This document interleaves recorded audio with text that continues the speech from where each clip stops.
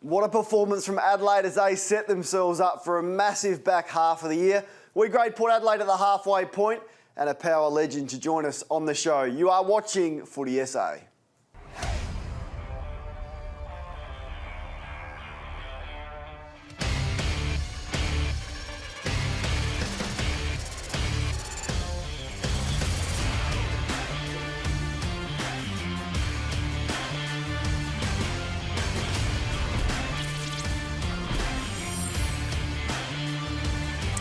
Well, it's a good week if you are a fan of the Adelaide Football Club. What a victory it was. Don Pike said it was the biggest game of the year and their big players stood up and the man sitting to my left is pretty happy about it. Bernie Vince, welcome. Yep, thanks, Kane. Big scout, and they needed to do that. I think they planned really well, slowed GWS down, and just played really well. And as you mentioned, leaders stood up in that last quarter when they needed to. Well, let's get into the Kia big moments from that game on Saturday night. It's all thanks to the V6 twin turbo Kia Stinger, which was voted the West Australian Car of the Year. How about Taylor Walker, your mate, and Rory Sloane late? There were 4 pivotal incidents in the last quarter.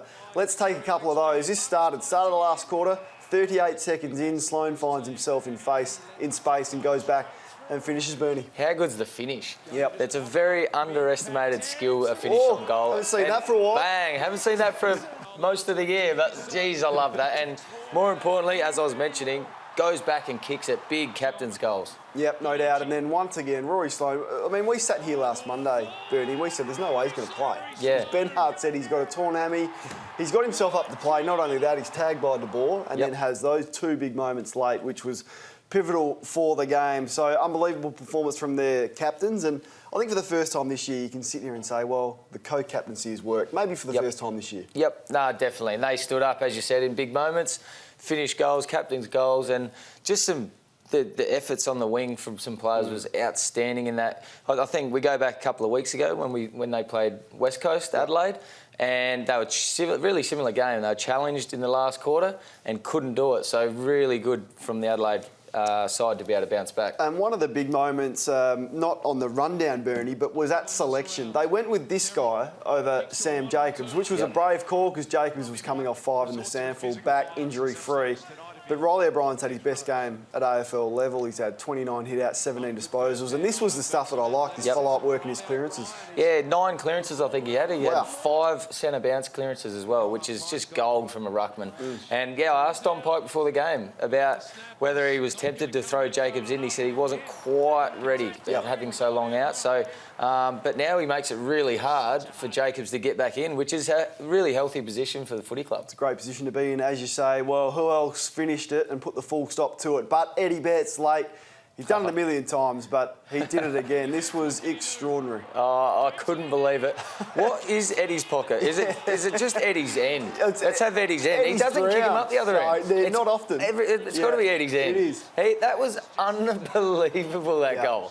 I couldn't do that if I tried it 20 times. Yeah, and that wasn't even his pocket, as you say, but he has kicked goal of the year, I think, from a similar position against GWS in the Indigenous round. That won't be goal of the year, but it was certainly nominated for goal of the week again. Righto, let's turn our attention to Port Adelaide. They had their bye, but some big names played in the SANFL. In particular, Charlie Dixon, the big fella, back for his first game since round 18 last year when he had that nasty leg break. And he did all that he could and kicked 5. Yeah, well, it's just good to see him get through the game. He just need to come back and just get some run into the legs. But to kick 5 is an absolute bonus. I just hope that I'm sure they won't rush him back in too quickly. But on the back of that, you think, well, is he ready? I think they'll probably give him at least one more. This one right here that he kicks from outside 50 is a good sign. That power in his leg, and he looks up, that's where the injured players sit, just above that platform there. He's pointed to his injured teammates, his teammates that aren't playing the AFL listed boys. But on the ground at Optus, they're going there on Saturday, really hard deck, and that's been criticised by Adam Simpson, the West Coast coach, so I don't think they'll risk his leg on the hard ground. Maybe 1 or 2 more for Charlie Dixon. Probably not so Ollie Wines, though, because he was another one that played in the SANFL on the weekend. 32 disposals, 23 in the first half for Ollie, 10 tackles, 6 clearances and 8 inside 50s for the big ball. So he will take his place for Port Adelaide on Saturday night in that huge game against Fremantle, which we'll talk about a little bit later on in the program. Bernie Vince is at the Plasma for the Kia Top 7, where he does his best work. Kia, home of Australia's best 7-year factory warranty. What were your highlights this week? Had a few this week, had a few. And the first one, actually, is the Eddie Betts goal. It's not about Eddie in this one. Have a look at Josh Jenkins here. What about... No sense of occasion. What about the slide from Rory, though? As well? The celebration. Rory comes in for a slide. This is what I want to point out. Isn't it a kick Josh Jenkins, he wants it here. No, this is Eddie's end. We just cover it. I'm going to give him the benefit of the doubt. I wanted to show the celebration. That slide in. It's unbelievable. It was like a soccer. Read this. D's had you on the ropes. They really should have won. Your season has been rocky. While we're just having fun. They would have had a heap of fun losing Saturday night. I'm sure of it. What a banner. That's just terrible. A lot of letters too. What about this? Big mark and goal. Wasn't able to do it a few weeks ago. Went back and that was almost the sealer. Well, it was the sealer. So well done to Greenwood. What can't this girl do? Erin Phillips. Just kicks a goal in. She needs to get down to the Melbourne Football Club and teach them how to kick because they can't at the moment. What are your thoughts on tops off on away trips? Yeah, probably not. Not a good look? I like to keep my top on, Bernie. Well, I certainly do, but I have seen you with a few photos with your shirt off, so that's why I wanted to ask you. Have a look at this. Yeah. I nearly missed it. See, the spit. We've all been there. That is actually hard to do. Watch, he spits it out and sucks it back in. Yuck. That's, when it goes a bit cold and it goes, What about this? But no, you don't just do it once. Have a look. Poor Mitch Cleary here. He's going, what am I working? He doesn't want to be there. Yeah. This isn't you. That's not you. It's the world famous Xavier Dersma. Bang. Leave Very that well to done, Dersma. Bernie at the Plasma. We'll be back with plenty more action. Stay with us. You're watching Footy SA.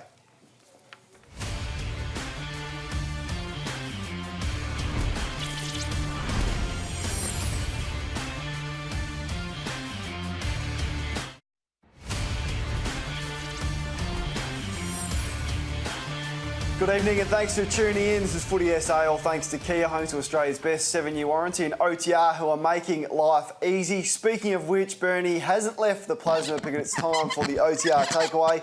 You can kick goals and tackle life's problems close to the siren with OTR and their 24-hour convenience.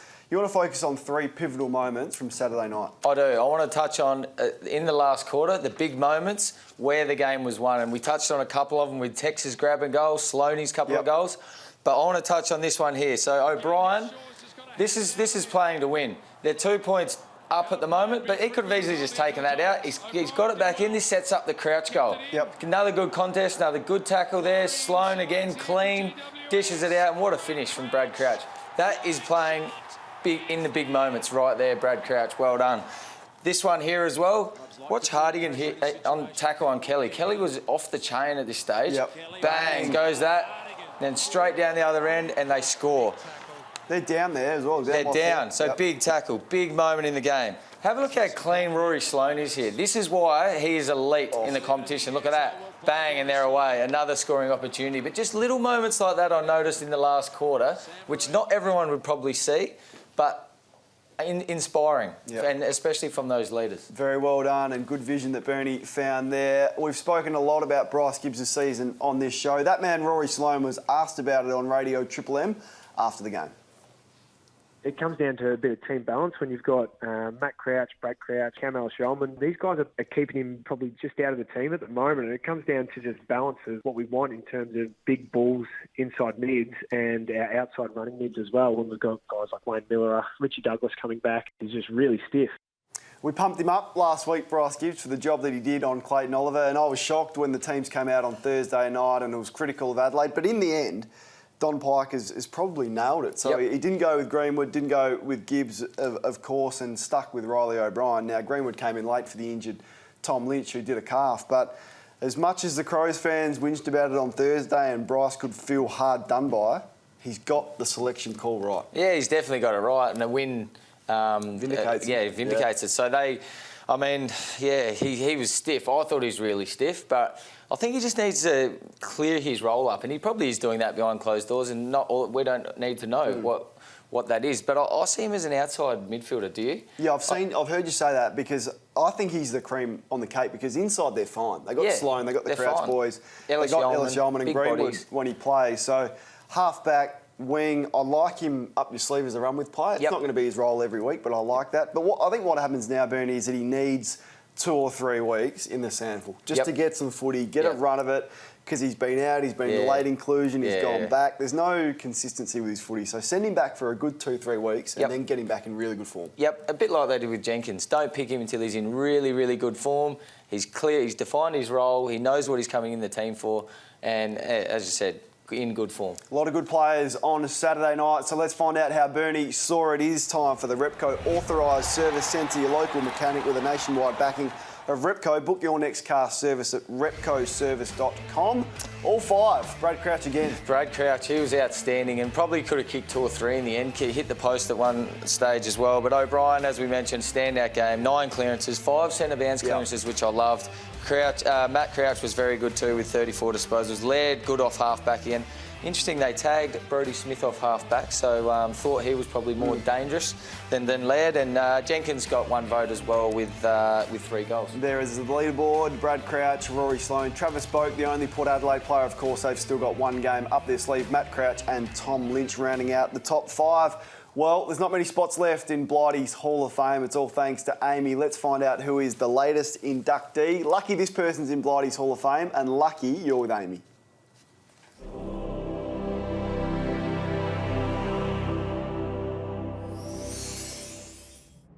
Russell Ebert is the most decorated player in South Australian football history.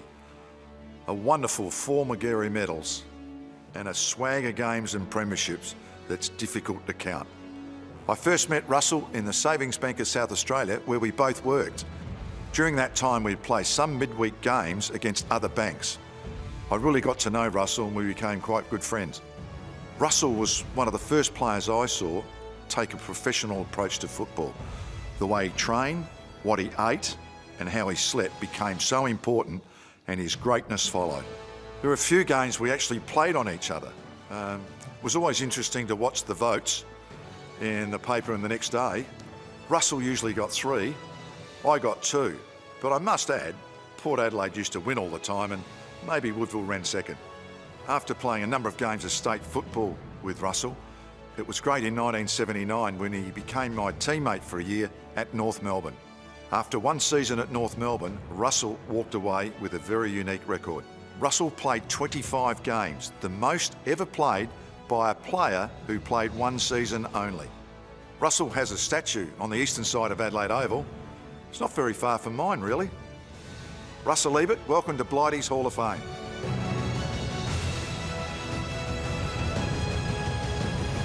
He's almost saved the best till last, Malcolm Blight, and look out because you can get along to Blighty's Hall of Fame. It's going to be on Thursday, the 18th of July at Adelaide Oval. There's only 1 spot left for your chance to win a ticket. Go to Sports Day SA website or Facebook page and tell us why you should be invited. So there's the 12. Geez, he made Russell sweat. Didn't he? Should have been number 1. She should have been number 1. Yeah, only 1 spot left in Blighty's Hall of Fame. Plenty more coming up on the agenda on Footy SA, including us catching up with a Port Adelaide legend. That's next.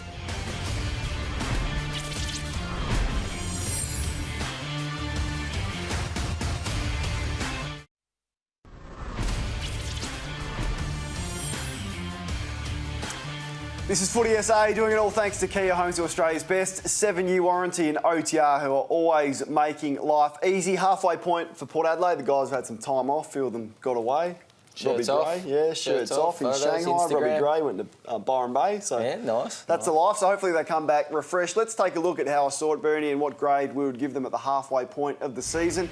I reckon it's a B+ because of the players they've missed. They're in the 8. There's a position to set themselves up for the back half. The question marks for me are, who have they beaten? Well, there's only really 1 scalp, and that a little bit like Adelaide coming into round 12 this week.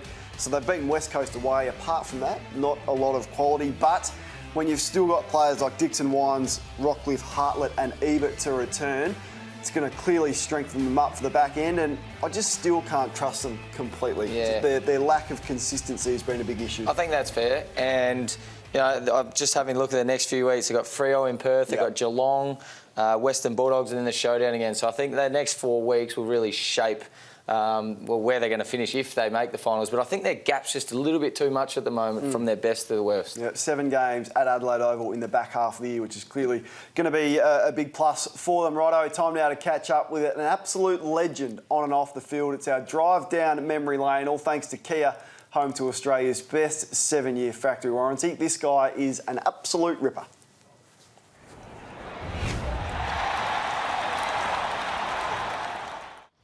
I'm about to catch up with the Mayor of Port Adelaide, Timmy Ginniver. Timmy G!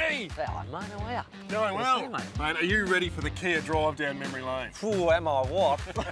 More importantly, are you ready to delve into your football past? Well, I tell you what, have we got time? That's the big question, mate. We'll see how we go. Let's go. Who's Get in, driving? I'm driving. All Get right, out. all right, easy. Hey, mate, what are your earliest memories of playing football? Oh, earliest memories of playing football was definitely in the backyard. 5 brothers, of course, so there was plenty of people to play with, but you had to fight hard to get a kick, put it that way. You were 17 years of age when you debuted for the Meg, is that right? That's right. That's ridiculous. And I remember running past Daryl Schimmelbusch, who had won a free kick, and I ran past and went, shimmer, shimmer, shimmer, and he went to give it, and he saw it was me, he said, oh, you little bugger, and he was I think it's the only time Daryl called anyone little. Must have been a proud moment, Timmy, with your son Darcy debuting at league ranks. Yeah, look, it was, and I've got to say, you're nervous as a player yourself when you go to play, but I was more nervous as a dad about to watch your son play. It was really nerve-wracking, but he had an absolute cracking first quarter, so when I saw him after the game, he had this big beaming smile still, and I said, hey, mate, get that smile off your face. You just lost to Norwood. You played in more flags than this car's had car washes. Insane. 7 premierships at Port Adelaide. Which one was your favourite? I think the one that resonates the most was 94, and it was a day like today. It was overcast, it was a bit rainy at times, and we're 6 down before we can blink. We ended up, reversing that result to win by 6, and it was just the euphoria after the game, and it was my first as captain, and I think that all those things coming together was the most significant grand final. Yeah. Now, one thing we do here on the Kia Drive Down Memory Lane is we have a sing-along. And you have to choose your favourite football theme song. Wow. Oh, we'll do the club song. Whether the odds be great or be small, we'll come out and win overall. While our players keep on fighting, onwards to victory. Yeah. We're not drinking. It's too early. Are you sure? Are you sure they're not drinking? Thanks to Timmy G, who walks away with the prize pack. Magnificent prizes on offer for Timmy. The Dometic Icebox. Keep things cool with the Dometic CI 42-litre Icebox. Dometic Mobile Living made easy. The hip pocket workwear and safety. They've got you covered. And FXD function by design. And the OTR hamper, Bernie. Everything you need in there. Fuel and hydration for game day, plus a few snacks for the game review from our good mates at OTR. And well done to Timmy Ginniver. What an absolute character he is. Now, we've brought in the big guns today. Nathan Brown is not here. Michael Wall from Sportsbet. Only the best is in the house for all matches this Friday and Saturday with Sportsbet. Your team goes 12 up. You get paid out. Wally, welcome. Thanks, guys. Great to be here. Very happy that Brownie called in sick. Yes. Apparently he was calling today, but I'm not sure. Look, I will start with Adelaide. Now, Adelaide, you wouldn't have expected this earlier in the year, but Adelaide are going to start as short price favourites against the Tigers this week, and you think they would be too good. Look, they've picked up a genuine scalp now, as Bernie was saying, and I think that they're going to get the chockies here. The value will be in the margin because $1.34, probably a bit skinny, so I'm looking at the 1 to 39 Crows. Now, the interesting thing, look, take out the Geelong result from Richmond. Both these teams are not getting smashed and they're not smashing sides, so I think that 1 to 39 Adelaide's where you get your value. Now, let's have a look at the Port Adelaide game. They travel to Freo. Now, Port's best, we spoke about this earlier, or the guys spoke about, the gap between their best and the worst has been huge, so it'll be interesting to see how they go. They're a slight underdog against Freo, and look, for me, I think they can go there and get the chockies, but it'll really be able to tell us where they're heading finals-wise, whether they can get there. Again, the margin market will give you a little bit of extra value, but I think Port to win's probably the best there. Now, let's have a look at the future markets. The Premiership, no surprises here. Two teams at the top there, Geelong and Collingwood, gone out ahead. But Adelaide's the big movers here. They're at $16, and they're the last of a big six at the top, and then there's a big gap to all those teams at 41. Port's part of that. Then we go to the Brownlow market. Now, interesting enough with the Brownlow, there's a really, really good value pick here in Travis Boak. For me, he is over the odds at $21. He plays well when they're winning, which is key. You've got Paddy Cripps up the top. You've got Tim Kelly. These sort of guys either playing in poor sides or unknown. Boak's been doing it for a lot of years, so he could be value. Lastly, we'll have a quick look at the rising star. Guys, I really like Connor Rosie at the $9. That is a massive price. Look, granted, Walsh is going to be hard to beat, but for value, can't go wrong there. And of course, if you're having a punt on any of these, please do it responsibly. Well done, Wally. Thank you for that. Coming up on the show, we're going to take a close look at the SANFL as one team separates themselves. And today, Queen's birthday, I saw the worst free kick of the year. That's coming up next.